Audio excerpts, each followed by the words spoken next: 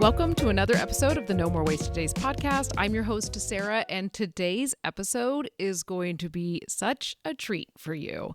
I have Casey Davidson of the Hello Someday podcast and Stefanie Wilder-Taylor of the Drunkish podcast, and we actually all got together to do an episode all about parenting sober. Stefanie actually put this all together for her Drunkish podcast, and I said, oh my gosh, give me the episode so I can release it to my audience too, because they are going to love it. And if you don't already follow Stefanie Wilder-Taylor or Casey Davidson, be sure to follow them today. You can find Casey Davidson on Instagram at Casey M. Davidson, all one word, or just search up the Hello Someday podcast and you'll find her as well. And you can find Stefanie Wilder-Taylor on Instagram at S. Wilder-Taylor. And search up the Drunkish podcast after you listen to this episode, and be sure to follow that. I can't wait for you to listen to this episode where we talk all about parenting sober, and we even end up talking about married life sober and sober sex versus drunk sex. So you have to be sure to stick around for that conversation.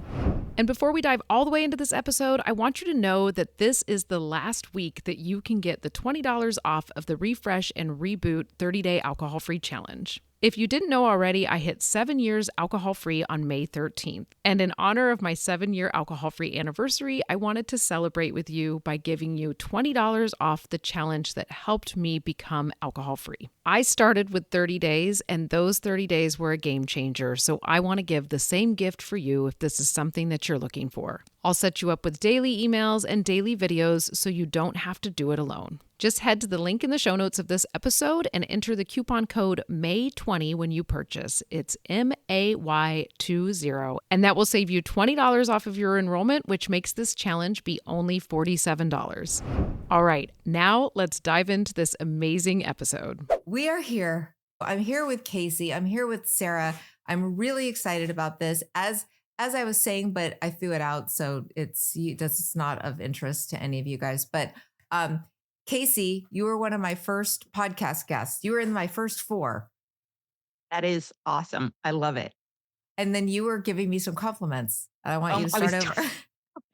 Okay, I was totally complimenting you because I said this in one of your first episodes, but you were so instrumental in my sober journey, like light bulb moment, never happened before, and talking about sober parenting. When I had my kids, and my son is 18 now, which blows my mind. I'm 10 years sober, so you can see that 8-year age gap. But when I had my son, I was like mom wine culture on steroids. I bought your books, Sippy Cups Are Not for Chardonnay. Nap Time is the New Happy Hour. I freaking gifted them to all of my friends because I was like, this is how we're going to get through motherhood. And I was worried about my drinking. I had read for the first time Drinking a Love Story when my son was 6 months old. And so I was like hiding it on my Kindle, like, oh, damn, I think I have an issue with drinking. I walk into the office, and this is 18 years ago, go down to get my coffee and bagel. I'm hungover, but I was hungover every day. And on the front of the newsstand, there is the article, the famous article, New York Times, right? Yeah. That says style section. Yes. But it was on the front page. It was like Queen of Mommy Happy Hour Gets Sober. And I owned all your books and I gifted them. And I was like, oh, fuck, like shit. And so I bought the newspaper. I went online and copied it into a Word doc. And I was so sneaky about it. But the first time I was ready to stop drinking 5 years later, I still had you top of mind. I still had that Word doc. So I found your website. I found Don't Get Drunk Fridays. I found, and this was 13 years ago. So when I started my pod, I was fangirling you and was like, Stefanie, please come on. You don't know who I am. Anyway, long story. I love that. And I hadn't heard of you, but yeah, when the book came out, when Drunkish came out, my PR person was like, yeah. And she told me, she was like, Casey read Sippy Cups and I was like, oh, great. Because I was being kind of picky back then, which is ridiculous. I was like, I am a podcaster. I'm not going to just do any podcast. Stop throwing me people that have have had 40 listens on their podcast. I can't be wasting my time.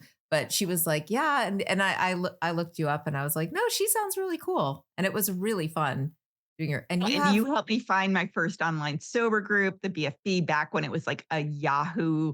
I mean, I go back with you. You had no idea who I was, but like instrumental.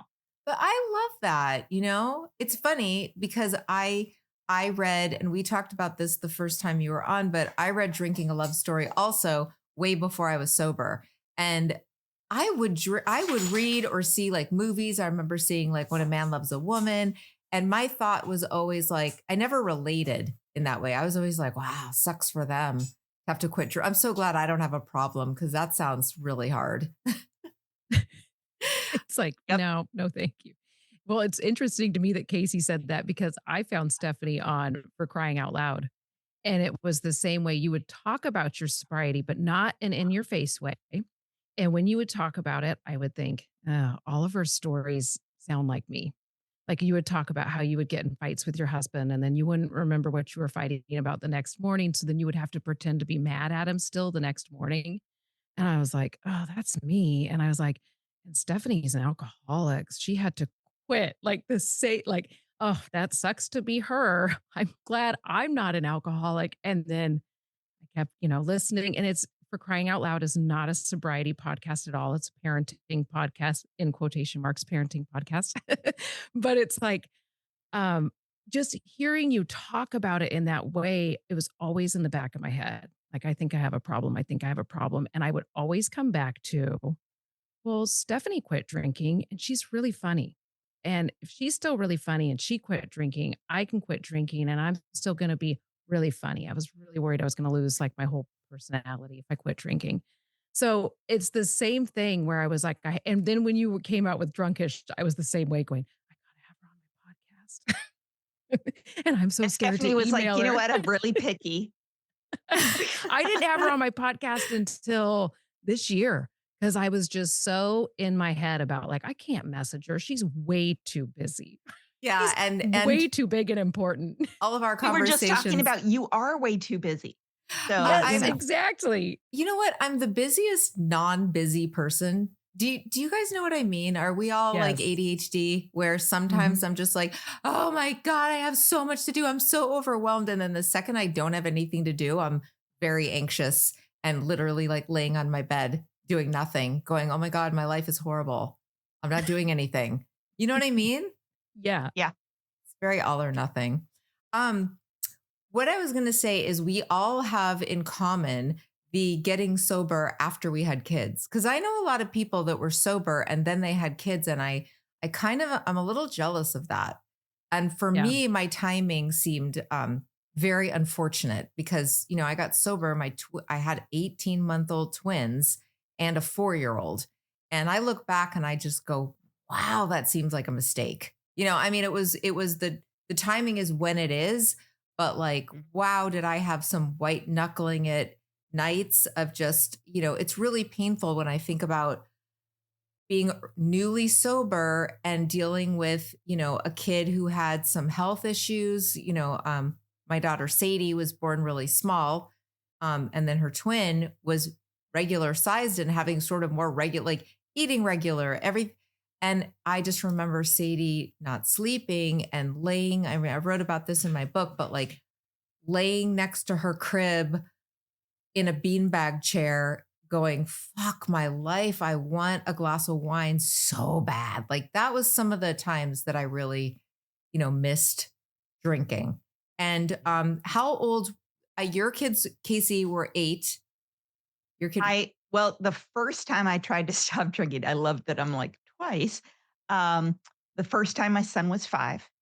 And then I, did really well for like 4 months. And then I got pregnant with my daughter. And then I was like, oh my God, I'm fixed. I'm so much better. I'm so much happier. And so I was like, I can moderate on a date night with my husband. So yeah, that didn't work very well. I went back to drinking and it took me 22 months of like daily hangovers and real worry about my drinking to stop again. So the last time I stopped, very similar to you, except for like no twins. My daughter was 22 months old and my son was 8. So I also have the like toddler tantrum, screaming up in the middle of the night, getting sober. But we can talk about it. It helped me um, when I was putting her to bed, and that was my safe space after dinner. But like, Sarah, how old were your kids?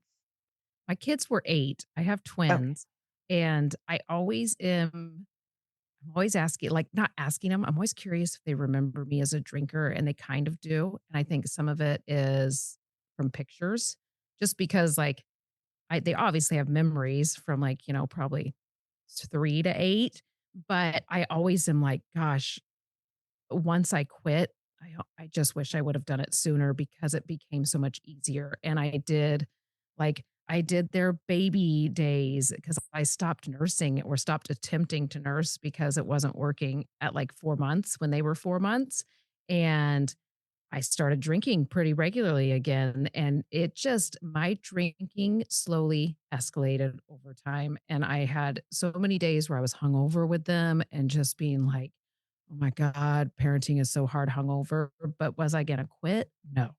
And it was the same thing over and over, being hungover, parenting, feeling miserable, and then when I quit, I became such a more patient mom, and I just thought, "Oh my gosh." I never thought, like, I was a terrible mom when I was a drinker, but I just was really doing my kids a disservice, and I always thought, "Oh, I'm so fun when I drink," and I probably become so spunky to them, but now I can Mm. probably see that I was, you know, not a safe mom for them being that way.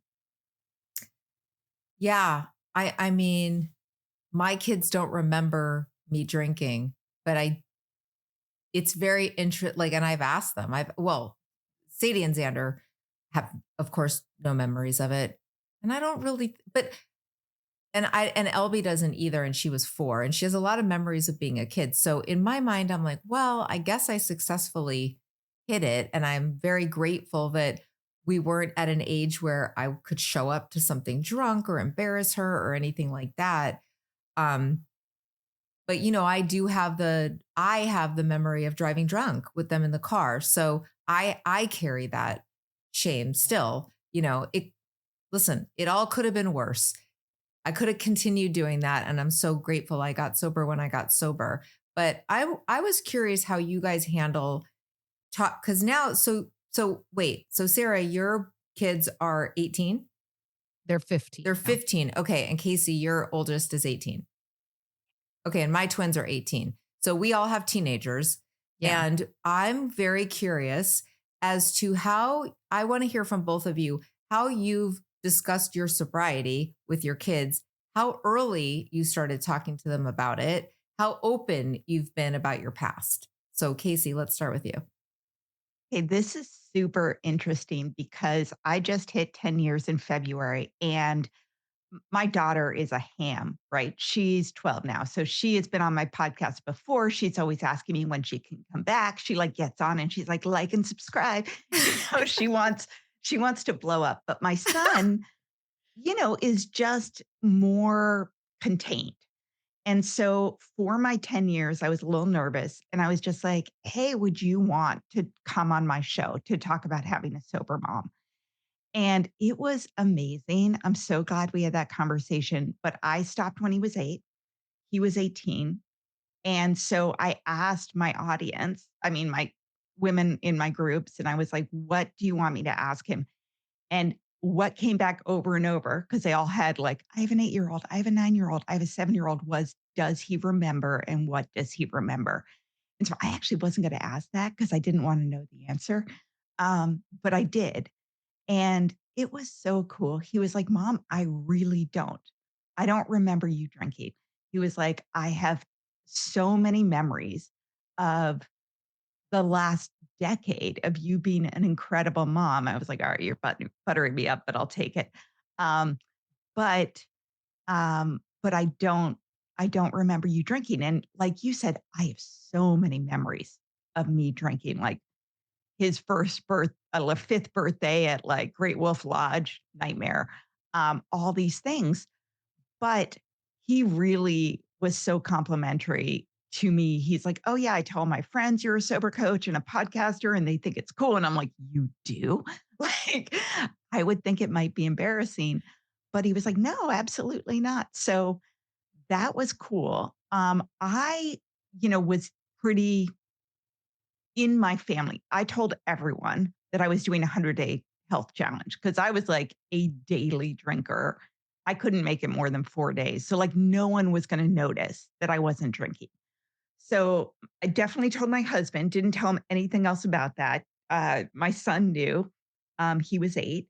And so I, celebrated my milestones, right? I was like, I hit 30 days, I hit 100 days. When I made it a year, Mike and Hank made me a cake and like decorated it and stuff. And then I remember when I hit 1,000 days, I still have it in my office. They got this big glass like vase and went to a home improvement, like home decor place and filled it up with 1,000 little like blue glass little pebbles and like put a little flag in there. I mean, it was so cool. So he was part of that. He remembers doing that. But, yeah, but I wasn't like, I didn't call myself an alcoholic. I didn't, but everybody knew that I used to drink a shitload and I had stopped. So long before I became a sober coach, he knew that I had stopped drinking. He knew I didn't drink anymore. He knew I felt better.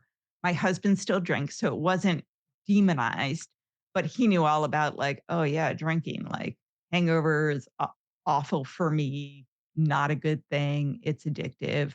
And my daughter, like, by the time she could remember stuff, I was a podcaster and we like talk about everything. So she's like, oh my God, I know everything. Like she wants to be a like moderator in my group. And I'm like, absolutely not. I mean, obviously that's ridiculous. She's like, Mom, I'm sober longer than you are. I have 12 years and I know everything about this. I was like, get out, girl.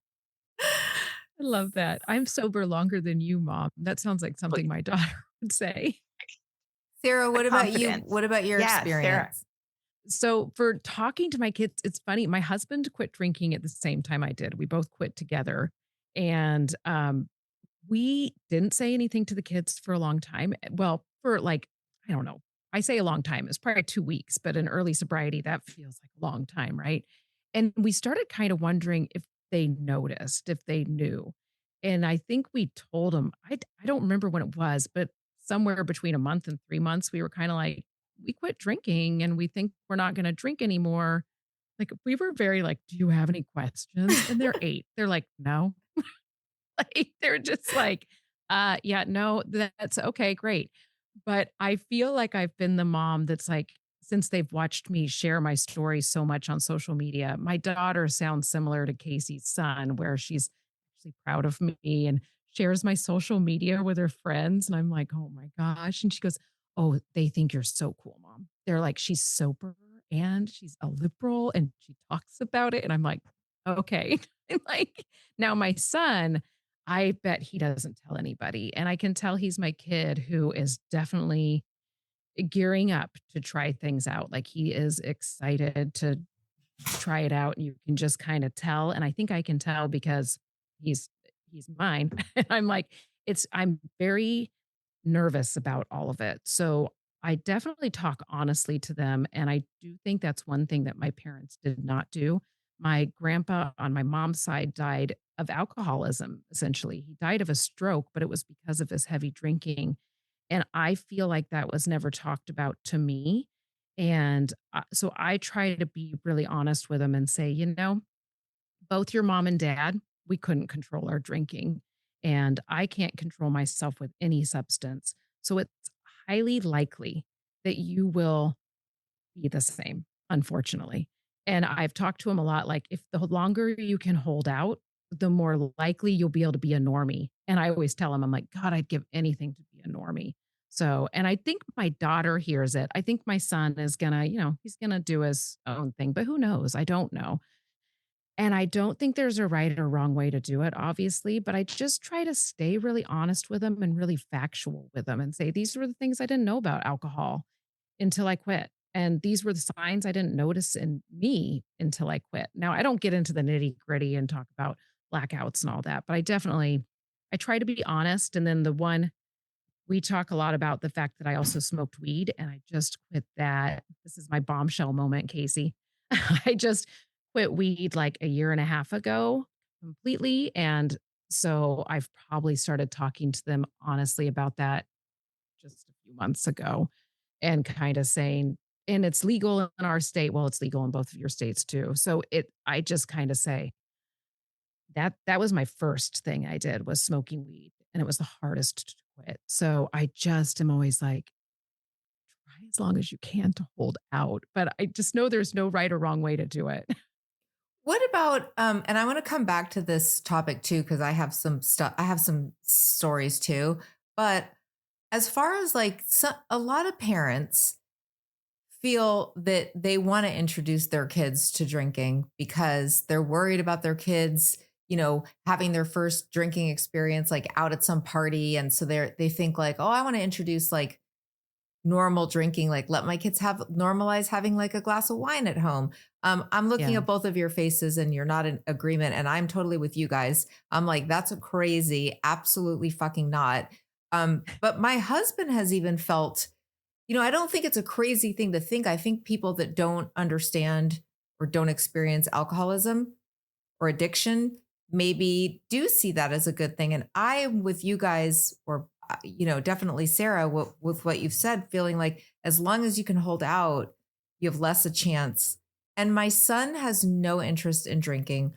My younger daughter has tried it. My older daughter is in college, and I think of you sometimes, Casey, with how much drinking you did in college. And I know she drinks a lot, and I've worried about it. And I don't think she's not irresponsible and she's aware of her drinking. And I've been very open with her. And in fact, I'll come back to that. But I think that if your kid is not drinking, like why introduce them? Why be like, Yeah. well, I don't want you experiencing it at college without me. So I'll introduce you to it now. I'm not for it, but what do you guys think? Oh, I'm a hard no on that. And I've had my family actually go, "Can I pour him a little sip of wine?" And that was really hard because I didn't wanna be like "No, like, absolutely not." I think I let them both have a sip of I was like, "They can have a sip of your wine, but no, they cannot have their own glass." And that was just this Thanksgiving. And that one's hard because there is a part of me that's like, I don't wanna be such a hard ass and, uh, like but I just don't think there's any reason for alcohol. Like, I know where I stand on it, and I don't think it's a good thing, so I don't think we don't have it in our house, and I don't think it's something they need to try with me, and also, who wants to drink with their mom? That's what I Yeah. always tell them. So it's interesting. So I know Hank drinks sometimes. I mean, he's a senior in high school and he's got senioritis. Um, Now, luckily, his school is super nerdy. So they've tried to have parties in the past and they've been total busts. Like, like, I don't think he's gone crazy like I have. I'm always like, dude, make better choices than I do. And he's like, I'd like to make some bad choices. um, but he's got a different personality. I was always like all or nothing. I just loved lighting up my brain. Like for me, blackout was like part of the goal. Because anything could happen, which not a great strategy in retrospect. But one thing that's interesting is that, on the show, just because this was the most in-depth conversation we'd had, I was like, what do you feel like you can always come to me and dad about? And I expected him to say something else. And he was like, actually drinking. I feel like I can talk to you guys about anything. I feel like you're rational about it, which is hysterical because I'm a sober coach and he's literally a principal at my son's school. Um, and he's just like, yeah, I can talk to you about it. And so I'm always like, no, I do not provide alcohol to him. Um, I do know that when they go to prom and they sleep over at someone's house, they probably drank. Luckily, at their freaking prom, like they bought all this alcohol, and the girl hosting the party locked her keys in the trunk with all the alcohol. Like it's hysterical how many bad luck things they've had. Um, but he tells me about it. And I think that's good. What I like about it is the idea that he knows the warning signs. Like I have told him enough stories and enough shit about drinking that I think he would recognize if things were going bad. I also am very, very clear on like consent is a thing. If you're with someone, they might be walking around talking, saying they're into it. They may not remember it. Do not fuck around, all this kind of stuff. I'm like, please, please, please never drink and drive. Never, get in a car with anyone who has been drinking. Like all that shit that I did not care about when I was in college, like did not know about, did not care about. Um, anyway, that's how we talk about it. I am such a hard ass, which is hilarious about drinking and driving. I mean, it's not funny, but I'm saying given how much drinking and driving I've done in my life. I'm not proud of it. I don't want to seem flippant, but like, oh my God, like as a full adult, I was doing so much because in my mind, I always thought I was fine. I wasn't a person who was like, oh, I drive better when I'm drunk. I wasn't like that. I just never thought I was drunk. I would fight you to the death to be like, I'm sober. And even when I would get home, not remember stuff from the night before, but I feel like there is no excuse to drink and drive now because there's Uber. And I have told my kids, same thing as you guys are saying, I'm very understanding. So I was very open with my kids about my own story. I was open, especially with my older daughter, because she was kind of a prude. She was very late to start any kind of partying or dating or anything. And I said to her, you may not think so right now, but you are going to experiment. You are going to drink and it's going to happen while you're still in high school. I said, and I just want you to know that like, that's okay. But like, also, I don't want you to do things because you feel pressured to do it. And if you do drink, you can call me and I will, one of those typical Lifetime movie. I was like, no questions asked. I will come get you. I mean, sure, there are going to be questions asked. It's never really happened, but I've told her as soon as she had her license and was driving at night and driving other people, I was like, I don't care if it's a half a drink, you will not get behind the wheel of the car. And I said, and I will find out. Like if if anything happens, you will never drive again. I put the fear in them. I was like, the police, you will get pulled over. You will lose your license. I will not pay for your car insurance. I was like, I mean, obviously you can tell people you could kill somebody, you could kill yourself. But my thing is always like, I don't care where you are. You can just leave your car and Uber and we'll go back and get your car. So much easier. And then it's a hard line because it's not about like, if you feel like you've had too much to drink or if it's just like, if you've had anything to drink, you do not drive. And even though my older daughter's over 21, and so there's not a zero tolerance, if you're under 21 and you have one drink and you're below 0.08, which is the legal limit here, you will still lose you will still get a DUI because they have a zero tolerance. So for my younger ones, it's one thing, but for my older one, I still have to say, listen, we bought your car. It's still in our name. And if I ever find out that you had one drink and we're driving the car, I'll take the car back. I'm a bitch By the way, I about did it. not know that about zero tolerance. So my son's going to go to college in California and I'm definitely telling him that. He won't have a car there anyway, but still. Yeah.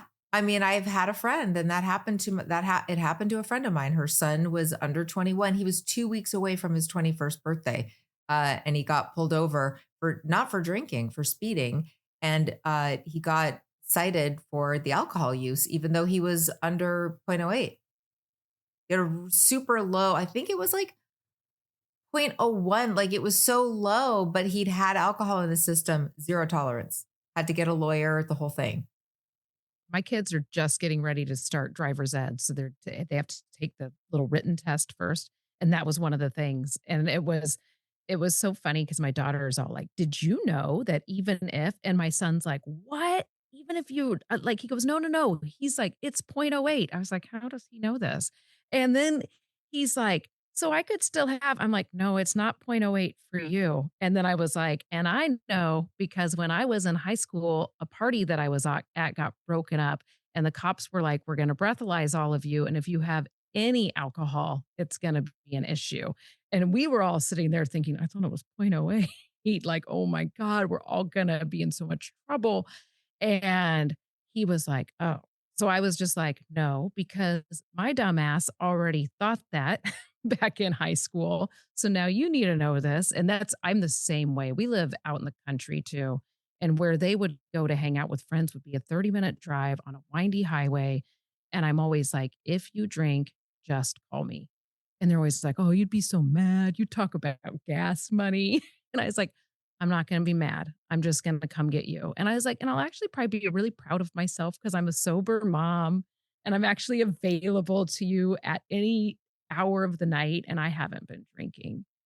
I remember I wrote this in Drunkish, but I remembered my first really proud moment was a New Year's Eve, and I was at a friend's house. All of our kids, like most of my group of friends, are friends because our kids are around the same age, our older ones.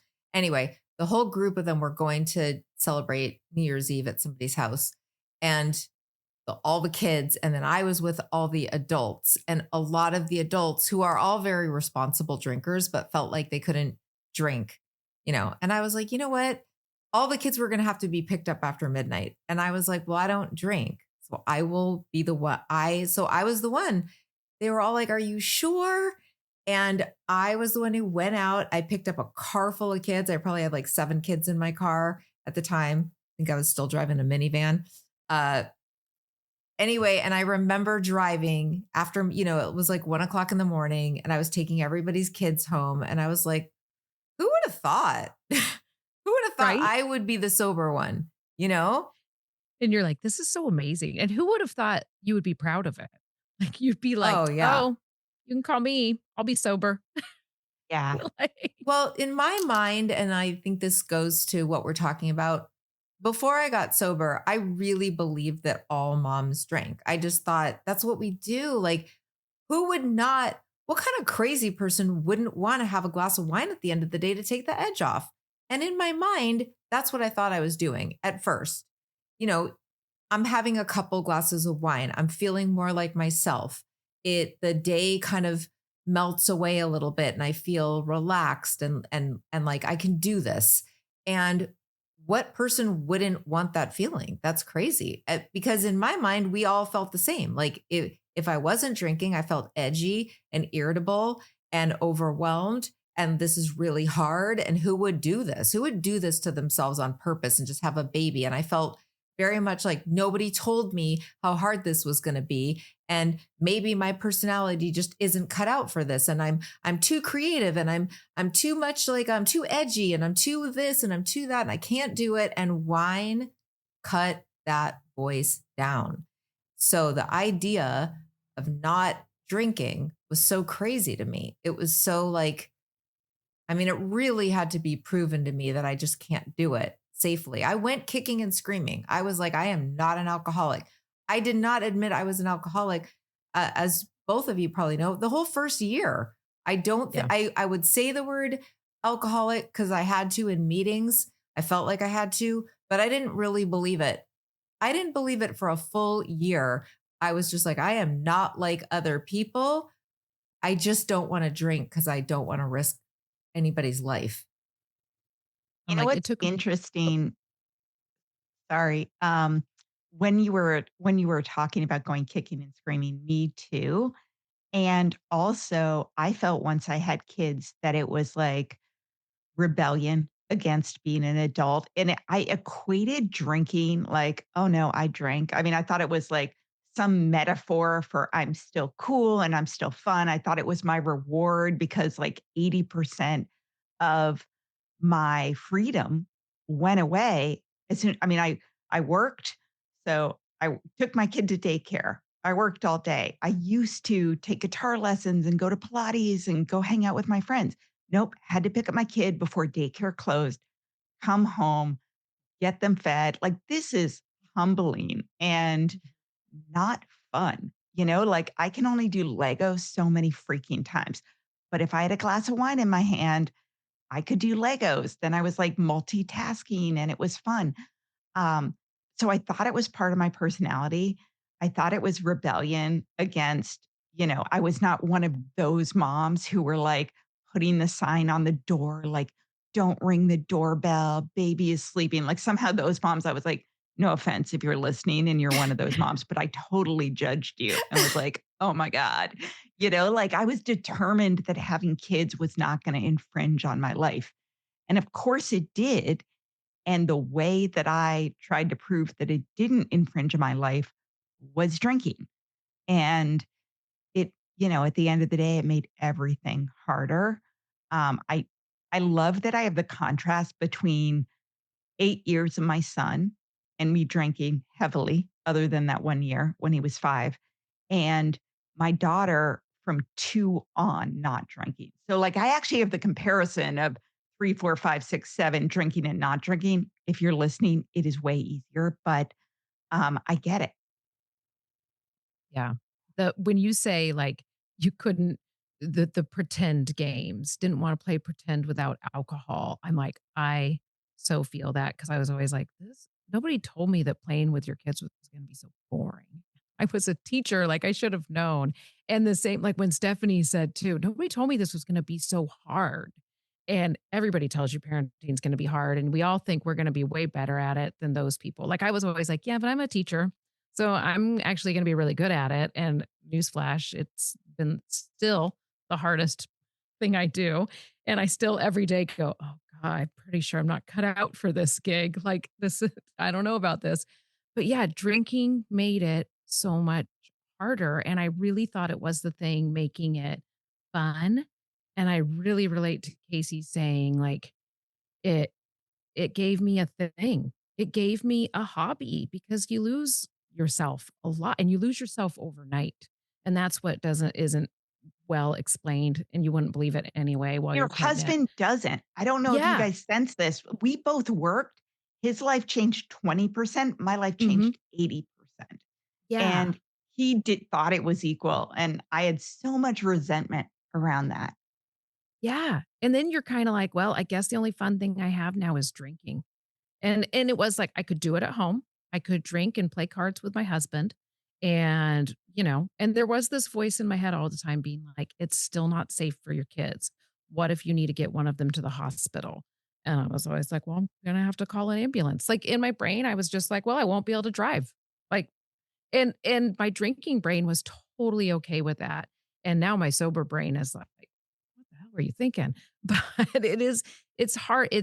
I know we all have different stories of like, and when Stephanie talks about drinking and driving with your kids in the car, I did that too. I didn't, and it was always a small distance. I could make up an excuse, no problem. Or I'd be like, well, I hadn't drank that much. I Yeah. still got in the Me car too. I and like, thought I was yeah, fine, and looking back, and sometimes I did not think I was fine, but I thought I was okay, you know? yeah. And looking It's like, back, 0 chance I was fine all those times. yeah, like I'm jealous of people that are sober before they have kids, because you don't have those moments. But then I meet women who are like, "Well, I'm jealous of you because my kids are grown and now I'm choosing to quit drinking." And so I that's the game of like you can't go back and play what if I would have done it sooner. It's never too late though, because I have to say, I meet a No. lot of women. I meet grandmas who say that their kids who have kids won't let them around, won't let them take care of their grandkids because they drink. I've met Yeah. Yeah. women who have gotten sober in their 60s, in their 70s, and are still so grateful that they were able to like mend some of those relationships or be trusted with their grandkids. And I always say, it always improves your life. I can't imagine anybody quitting drinking and then being like, I'm so sad I quit drinking. Like, why did I do Right? that? The I only mean, people maybe at that say first. that are sad people. Well, Right. but I never thought I would be somebody. I I mean, truly, and we're all in agreement here, but and this is really for the people who are sober curious or on the fence. I did not think I was that bad. I thought what I thought was, and again, it's all in retrospect. In retrospect, I was that bad. At the time, even that I quit, and I quit at 42. So I was no spring chicken. I'd done a shit ton of drinking. I still thought there's probably still a chance that I could get control of this, and maybe someday I will. But the problem is not that I drink too much, not that I drink every single night and can't take a night off. These were all problems I was having. That was not the problem. The problem was that I was just a little too unpredictable. And I was like, if I can't predict, if I say that I'm not going to drink and drive and then I did it anyway, then I can't drink. I took away my own drinking privileges. But I didn't think, oh, I'm an alcoholic, like what you picture is an alcoholic. I didn't think I was like Meg Ryan's character and When a Man Loves a Woman.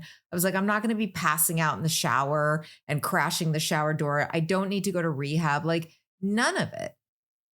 Yeah. Looking back, I'm like, I wish we did have like a blood test so you could just, I wish we had better questions, because the 20 questions that I found in the first time I went to an AA meeting, they didn't really fit me.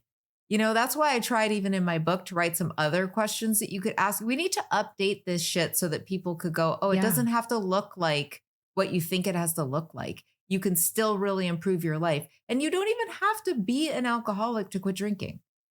Yeah. You One don't have thing to that lose I think everything. Yeah, absolutely. One thing that I think let me get away with it for a very long time is my husband, who still drinks, but like, normally, always took care of me. And like, if we went out to dinner, I would drive there. There was, because I get car sick, still drive everywhere, even if we go anywhere together. But it was not a question who was gonna drive home. I never drove home. I would always, like, fall asleep in the car, using quotation marks. I would pass out. I couldn't pay the babysitter. Like, I, drank a lot, but he always made it okay, made it safe, um, for decades. We had gotten together when we were 22, 23, first job out of college. And I always drank a ton. And I would even say to him, when I stopped when I was 40, I mean, I'm 38, throwing up in the middle of the night, red wine, super classy. But I was like, you knew who you married.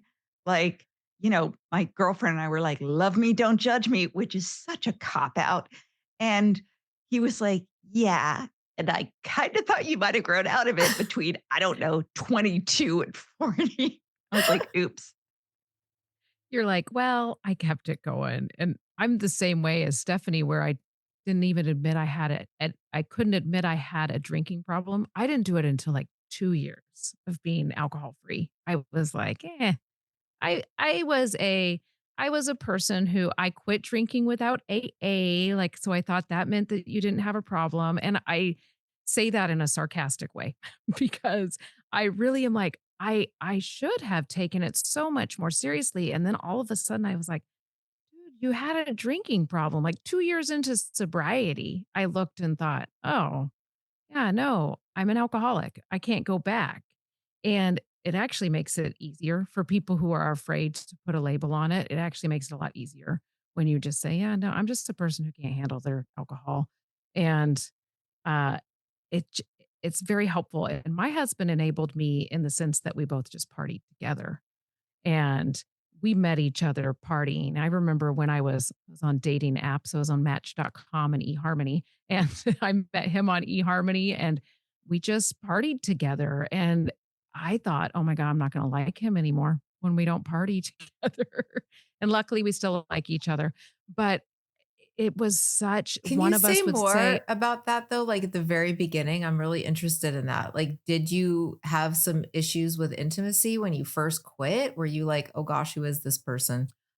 No, actually, like, I feel like everything got a lot better with intimacy just because I was a person who would be all like, "Oh, you're gonna get the night of your life tonight," when I was, like, 1 wine glass in, and then once I was 3 wine glasses in, I was like, "I hope he doesn't remember that night of your life thing anymore because I don't wanna do that."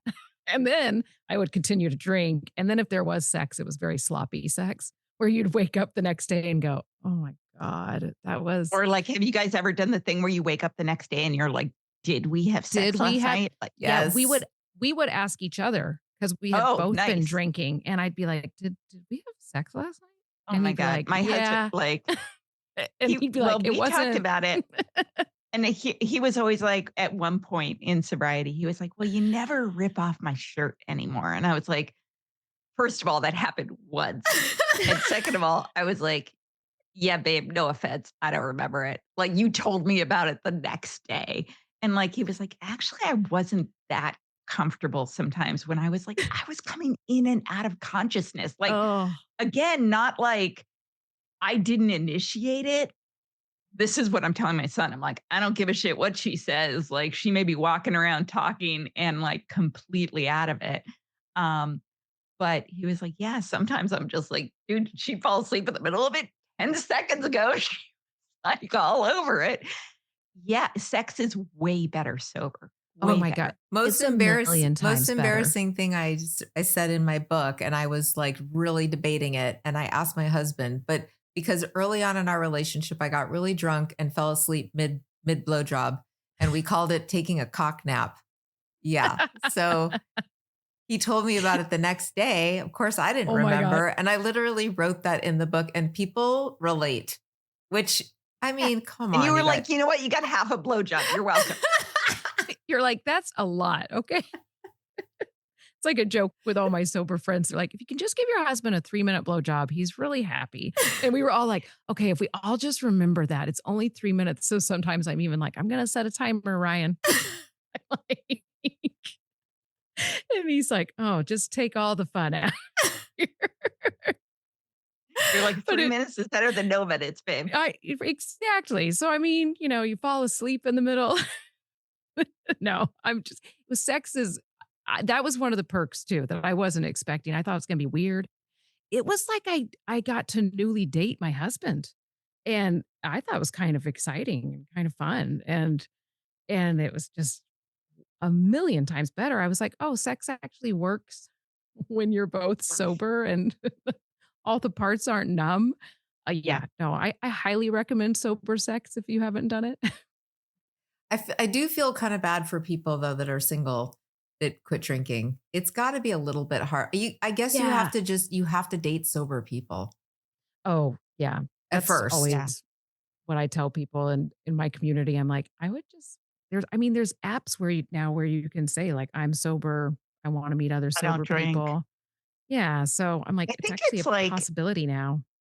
it's hard if you're used to, like, I say as someone who has never, dated, oh my god, anyone new since I was 22, so take this with a grain of salt, but I've talked to a lot of people who are sober and dating, and I think it's really hard at first because you think drinking helps you flirt and relax and all these things, and it really turns off your ability to see red flags. It really gets you in situations with people that you may not like that much. And people who drink a lot, like they're just, as someone who used to drink a lot, they're not tuned into you. They are tuned into drinking. Um, so yeah, like I think at the end of the day, it's like sober sex. You might be uncomfortable at first, and then it's better. I think the same thing I've heard about sober dating, but I have also heard that the fear is that it really limits your pool, your dating pool. Yeah, Um, but it would be more quality people. That's what I it would always be. tell people. Not and it's same thing, not that I know because I dated as a drinker, and I do think I dated some major losers because I was very willing to be like, "Well, I mean, he's not that bad." And I think now I'd be like, yeah, I mean, also, I'm just an old lady now. So if I had to date now, I'm like, I probably just wouldn't, but You're young and cute. What are you talking about? I've got my husband. I always tell him, I'm like, if you die, I think I'm just going to be asexual. That sounds pretty good. And then I get my own flag. It's like, March in a parade. I'll get that excitement elsewhere. I get a month. And he's like, oh my God. But I am like, I just really think about the guys I dated. And I go, would I have settled for that? Would I have just like the amount of, it was almost this desperation. And I am not that person. I don't settle for much in my life. And I can't believe I did that when I was dating. And not that I think alcohol was all to blame for that. I think that's like a whole therapy session I would need to do. But I do think it allows you when you're sober to see those red flags, to see those things and say, no. It's the same thing when people say, well, do you lose friends when you quit drinking? You're like, well, only the crappy ones. Because you finally go, oh my God, I can't believe I was friends with that person. Yes. Well, this has been so great, you guys. And I want both of you to take turns and plug all your stuff. You guys have a lot going on. Casey. Oh, yeah. Well, thank you. I love talking to you guys. And I can't believe that I have not met Sarah before. Like, right? All right, we're going to keep in touch. This is awesome. Love you. So my podcast is the Hello Someday podcast for sober, curious women. You can find out all of my info on hellosomedaycoaching.com. And I do a big Sober Summer 100 program that is awesome. And if you're interested in that, you can go to sobersummer100.com. Good timing for that. Yeah. Yeah. So, and I'm at No More Wasted Days on all of my social media, and it's all no_more_wasted_days. And then you can find me on nomorewasteddays.co with options to work with me. I do a 30-day alcohol-free challenge, and I will do a 100-day alcohol-free challenge that will actually start in August is when my next one is happening. And then I have my ongoing community of people who are at all different levels of their alcohol-free journey. And we're called the Daymakers. And you can find that all at nomorewasteddays.co. And I have the No More Wasted Days podcast. I love it. God, ladies doing something, making a positive difference in this world. I love both of you guys. Both of you guys are a couple of my favorite guests. And you can go back and listen to both of their episodes. Casey has an episode from like one of my first ones, and Sarah, maybe a couple months ago, was your episode.